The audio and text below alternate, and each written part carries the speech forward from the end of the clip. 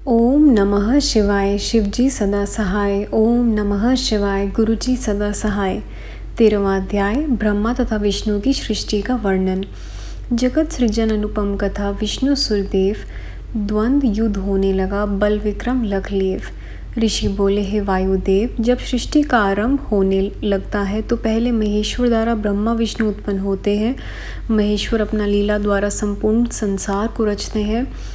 फिर प्रलय समय में अग्नि विष्णु ब्रह्मा के साथ साथ ही उनका नाश भी कर देते हैं। इस प्रकार सर्व समर्थ महेश्वर जी का ब्रह्मा का पुत्र होना तो असंभव है। फिर वह ब्रह्मा के पुत्र किस प्रकार हुए, हमारे संशय का निवारण करें। वायु बोले, हे मुनियों, महेश्वर जी ने जगत के निर्माण, पालन तथा संहार के लिए ब्रह्मा विष्णु रुद्र इन 3 देवों को पैदा किया। उन्हें एक दूसरे से बढ़ती होने की ईर्ष्या पैदा हो गई। तब तो वह महेश्वर जी की संतुष्टि के लिए तप करने लगे। उनकी कृपा प्राप्त करके सर्वोत्तम पद पाया। यह तो महेश्वर जी की कल्प की लीला है। किसी कल्प में तप द्वारा प्रसन्न होकर ब्रह्मा विष्णु को पहले पैदा करते हैं। किसी में महेश्वर की लीला में ब्रह्मा ही विष्णु रुद्र को पैदा कर देते हैं। किसी कल्प में विष्णु ब्रह्मा रुद्र को प्रकट करते हैं। इसी प्रकार कल्प भेद में ब्रह्मा विष्णु रुद्र एक दूसरे को प्रकट किया करते हैं। जब मेघ वाहन नामक कल्प लगा तो उस समय भगवान विष्णु ने मेघ रूप धार लिया। तब दिव्य 10,000 वर्ष पर्यंत पृथ्वी को धारे रहे। उनके इस दिव्य प्रभाव को देखकर महेश्वर जी ने विष्णु जी को अव्यय शक्ति प्रदान की, जिसमें सर्वात्मा भाव संयुक्त था। इस प्रकार के विष्णु जी के वैभव को देखकर ब्रह्मा जी को ईर्ष्या द्वेष पैदा हो गया, क्योंकि विष्णु भगवान ब्रह्मा जी के साथ मिलकर विश्व निर्माण कर रहे थे। तब विष्णु जी के प्रति ब्रह्मा बोले, मैं तुम्हारा यह हेतु भली भांति जान चुका हूँ, इसलिए आप अब चले जाएं। भगवान महेश्वर ही हम दोनों से विशेष समर्थ है, हम दोनों के स्वामी हैं। अब मैं उन्हें तप द्वारा संतुष्ट करना चाहता हूँ, जिससे तुमको तथा संपूर्ण विश्व को उनकी कृपा से रच सकूँ।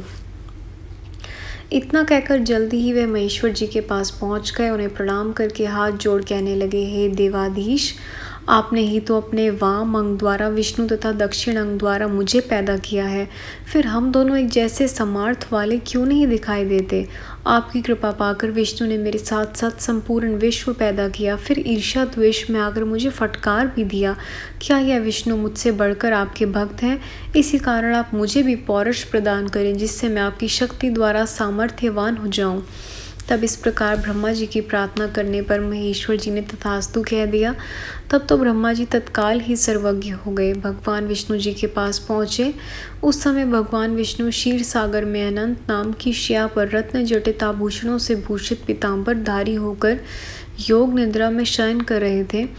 तब वहाँ ध्यान और ब्रह्मा जी ने उनकी पुरुष सूक्त द्वारा प्रार्थना की। फिर भयानक रूप होकर बोले, हे विष्णु, अब मैं तुमको अपने बल द्वारा उसी प्रकार बांधने वाला हूँ जैसा कि तुमने मुझे ग्रस्त कर लिया था। इतना कहकर विष्णु जी को झट पकड़ लिया। फिर किस कर ज्यों ही अपने छाती से लगाने लगे। विष्णु उस समय अंतर ध्यान हो गए। इधर लक्ष्मी अपने पति को इधर उधर देखने लग गई। विष्णु जी उन्हें भी दिखाई न दिए। ब्रह्मा जी को क्रोध मूर्ति में खड़ा देखकर वह भी अंतर ध्यान हो गई। अपने पति की लीला तथा पौरुष तो लक्ष्मी जी जानती थी, इसी कारण दुखित न हुई। तब विष्णु ब्रह्मा जी को दोनों भ्रिकटियों के मध्य से शक्ति द्वारा प्रकट होकर ब्रह्मा जी को दिखाई देने लगे। इसी कारण हे मुनियों, महेश्वर जी की कृपा से दोनों ही एक जैसे शक्तिमान थे।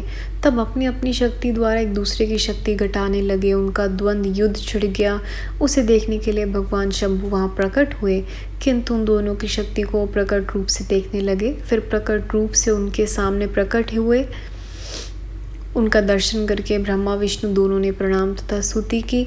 महेश्वर जी ने अपने अमोघ शक्ति से उन दोनों का क्रोध निवारण कर दिया। फिर वे अंतर ध्यान हो गए। 14वां अध्याय रुद्र की उत्पत्ति। वर्तमान अध्याय में रुद्र सृष्टि आख्यान। जटाजूटधारी माँ शंकर करी सुजान। वायु बोले, हे ऋषियों, अब मैं उस रुद्र भगवान की उत्पत्ति का कारण कहता हूँ, जिसके द्वारा नष्ट हुई प्रजा सृष्टि फिर पैदा हो जाती है।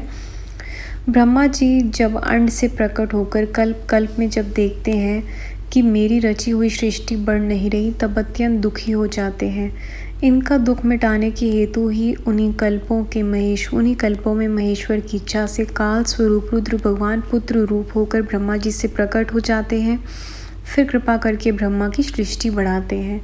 भगवान शंकर कि सृष्टि रचना कार्य के लिए ब्रह्मा जी ने प्रार्थना की, तब आपने अपने स्वरूप जैसे जटाधारी अनेकों रुद्र प्रकट कर दिए। सारे विश्व में वे सभी छा गए, सबके सब भयानक रूप थे। यह देखकर ब्रह्मा जी ने हाथ जोड़कर रुद्र जी से प्रार्थना की कि हे रुद्र भगवान, यह आप क्या कर रहे हैं? हमें तो इस भयानक सृष्टि की आवश्यकता नहीं। आप तो इस प्रकार की प्रजा रचना करें जो पैदा भी होती रहे और मरती भी रहे। ब्रह्मा जी के वचन सुनकर भगवान शंकर कुछ हंस पड़े और बोले, हे ब्रह्मदेव, मैं तो ऐसी ही प्रजा रचूंगा, तुम्हारी चाही नहीं, इसलिए तुम ही मनचाही प्रजा रचना करो। इस प्रकार आज्ञा देकर आप प्रजा रचना कार्य से विमुक्त हो गए। संगत जी, अध्याय यहाँ समाप्त होता है। गुरु जी, संगत जी, यहाँ तक आने तक कोई भी कैसे भी जाने में भूल हुई हो प्लीज़ माफ़ करिएगा। अगला अध्याय हम अगली वीडियो में सुनेंगे।